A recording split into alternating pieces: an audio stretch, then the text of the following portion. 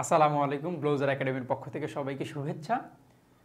ঢাকা বিশ্ববিদ্যালয়ের ভর্তি পরীক্ষা দুটি ভাগে বিভক্ত, একটি হলো লিখিত অংশ আর একটি হলো এমসিকিউ অংশ। এমসিকিউ প্রশ্নের প্যাটার্ন বিগত বছরে যেভাবে এসেছে এখনও এভাবেই আসছে, কিন্তু প্রশ্ন হলো আপনাদের মধ্য থেকে অনেকেই মেসেঞ্জারে এবং সরাসরি প্রশ্ন করেন, ভাইয়া কিভাবে লিখিত পরীক্ষার প্রস্তুতি নিব। আর এই উত্তরটি দেওয়ার জন্য গত বছর ঢাকা বিশ্ববিদ্যালয়ে যে প্রশ্নের প্যাটার্নে পরীক্ষা হয়েছে, যে ধরন অনুযায়ী পরীক্ষা হয়েছে, আজ কথা বলবো তা নিয়ে। প্রথমে কথা বলে নিচ্ছি ঢাকা বিশ্ববিদ্যালয়ের ভর্তি পরীক্ষায় আমরা দেখছি, আমি স্লাইডে দেখিয়ে দিচ্ছি, লিখিত পরীক্ষার অংশে ডি ইউনিট অর্থাৎ ঘ ইউনিটে একটি প্রশ্ন এসেছে অনুবাদ থেকে ঢাকা বিশ্ববিদ্যালয়ের ভর্তি পরীক্ষা যেমন প্রশ্ন আসছে তেমনটি প্রশ্ন আসে আপনাদের এইচএসসি পরীক্ষা। আর এর ব্যতিক্রম এখানেও হয়নি, তবে এই প্রশ্নটি একটু ব্যতিক্রমী প্রশ্ন দিয়েছে। এই প্রশ্নটি দিয়েছে এলেন গিন্সবার্গের যে লেখা, বাংলাদেশের মুক্তিযুদ্ধের প্রেক্ষাপট নিয়ে লেখা, একজন বিদেশি সাহিত্যিক, একজন বিদেশি কবির লেখা এই সেপ্টেম্বর অন যশোর রোড কবিতা থেকে।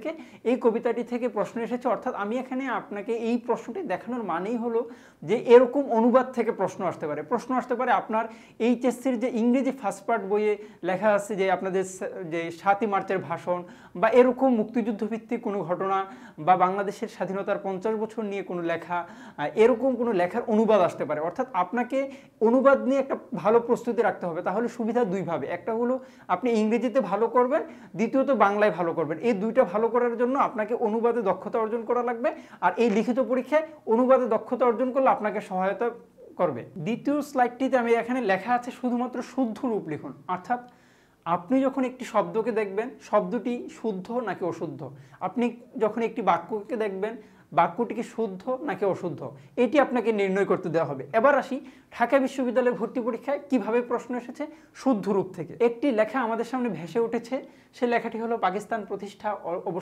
অবশ্য ব্যাপার, কিন্তু প্রতিষ্ঠিত পাকিস্তানের রাষ্ট্রভাষা যে উর্দু, অর্থাৎ একটি অনুচ্ছেদ এখানে দেখানো হয়েছে। আমি আপনাকে প্রশ্ন করতে যাচ্ছি, আমরা সাধারণত বলি যে ঢাকা বিশ্ববিদ্যালয়ের ভর্তি পরীক্ষা কি শর্ট সিলেবাসে হবে নাকি পূর্ণ সিলেবাসে হবে, বা এই প্রশ্নটি কোত্থেকে এসেছে, এটাও একটি প্রশ্ন। এই প্রশ্নটি যদি আমি বলি এই অনুচ্ছেদটি কোথা থেকে এসেছে, এই প্রশ্নের উত্তর হলো, এই প্রশ্নটি যদি আপনি খুঁজতে চান বাংলাদেশের আপনাদের যে গতানুগতিক পাঠ্য বই বা আপনাদের যেই বই, এইখানে আপনারা পাবেন না।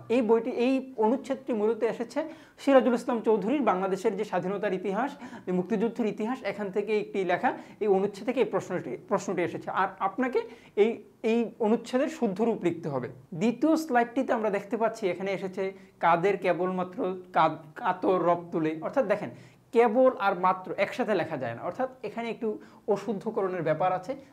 হয় আপনাকে কেবল লিখতে হবে, নয়তো আপনাকে মাত্র লিখতে হবে। অর্থাৎ এখন আমি আপনাকে যদি বলি এই যে এই লেখাটি কোথা থেকে এনেছে, আপনাকে যদি উৎস হিসেবে প্রশ্ন করি, তাহলে আপনি হয়তোবা বলবেন যে এই লেখাটি তো আমাদের বইয়ে নাই, অর্থাৎ তাহলে কোন বই, অর্থাৎ পুরাতন যে বইয়ের সিলেবাস ছিল, এই সিলেবাসে ছিল একটি তুলসী গাছের কাহিনী নামে একটি লেখা, ওইখান থেকে এই অনুচ্ছেদটি দেওয়া হয়েছে, এখান থেকে আপনাকে শুদ্ধ করে লিখতে হবে। পরের স্লাইডটিতে যাওয়ার আগে বলে নিচ্ছি, এখান থেকে আপনি যেই কাজটি করবেন, এই কাজটি হলো আপনাকে অবশ্যই বাংলা ব্যাকরণের যেই সব নিয়ম আছে, নত্যবিধান, সত্যবিধান, বানানের নিয়ম, তারপরে আনুষঙ্গিক ব্যাপারগুলি, বাক্যের শুদ্ধ রূপ, বাক্যের গঠন প্রক্রিয়া, যোগ্যতা, তারপরে আকাঙ্ক্ষা, আসক্তি, এই জিনিসগুলো যদি আপনি ভালো করে পারেন, তাহলে আপনি এই শুদ্ধ রূপের উত্তর করতে পারবেন যথার্থভাবে, নয়তো আপনি শুদ্ধ রূপের উত্তর যথার্থভাবে করতে পারবেন না। ঢাকা বিশ্ববিদ্যালয়ের ভর্তি পরীক্ষায় সারাংশ সারমর্ম থেকে প্রশ্ন আসে, যেমনটি আপনাদের এইচএসসি সিলেবাসে যে সারাংশ সারমর্ম আছে, এখানে এর ব্যতিক্রম হয়নি।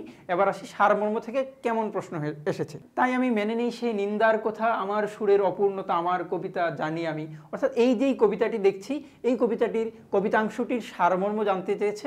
ঢাকা বিশ্ববিদ্যালয়ের ক ইউনিটের লিখিত অংশে এই প্রশ্নটি এসেছে, অর্থাৎ এই কবিতাংশটি নেওয়া হয়েছে ঐকতান থেকে। ঐকতানটি লিখেছেন আমাদের দুলাভাই, অর্থাৎ বাংলাদেশে যিনি বিবাহ করেছেন, তাই এই জন্য আমি রবীন্দ্রনাথ ঠাকুরকে দুলাভাই বলি। এই দুলাভাইয়ের লেখা, এই দুলাভাইয়ের ঐকতান কবিতা থেকে নেওয়া হয়েছে এই কবিতাংশটির সারমর্ম জানতে চাওয়া হয়েছে। পরের স্লাইডে আমরা দেখছি সারাংশ লিখন নামে একটি পার্ট এসেছে। এই পার্টে আমরা কথা বলবো সারাংশ থেকে কিভাবে ঢাকা বিশ্ববিদ্যালয়ে কোন কোন জায়গা থেকে প্রশ্ন এসেছে। আপনার একটি প্রশ্ন থাকে, ভাইয়া প্রশ্নটা কি শর্ট সিলেবাস থেকে হবে, অর্থাৎ শর্ট সিলেবাসটা পড়ে নিয়ে সহজে ঢাকা বিশ্ববিদ্যালয়ে ভর্তি হয়ে যায়? এই প্রশ্নের উত্তরটি এখনই দিব। দেখেন আপনাদের বইয়ে, পাঠ্য বইয়ে 12টি গদ্য এবং 12টি পদ্য থাকে। এই 12টি গদ্য এবং 12টি পদ্য আপনি ভালো করে পড়ে নিয়েছেন, ভেবেছেন যে এবার তো একটা ভালো প্রস্তুতি হয়েছে, এবার ঢাকা বিশ্ববিদ্যালয়ে আমি লড়বো। মজার ব্যাপার হলো ঢাকা বিশ্ববিদ্যালয়ে আপনাকে 12টি গদ্য এবং 12টি পদ্য থেকে প্রশ্ন করেনি। ঢাকা বিশ্ববিদ্যালয়ে 12টি গদ্য এবং 12টি পদ্যের বাইরে আপনার যে পাঠ্য বইয়ে ভুলের মূল্য নামে একটি লেখা আছে, এই লেখাটি লিখেছেন কাজী মোতাহার হোসেন, আর এই ভুলের মূল্য থেকে এই প্রশ্নটি করেছে ঢাকা বিশ্ববিদ্যালয়ের ভর্তি পরীক্ষার বি ইউনিট অর্থাৎ খ ইউনিটের লিখিত অংশে।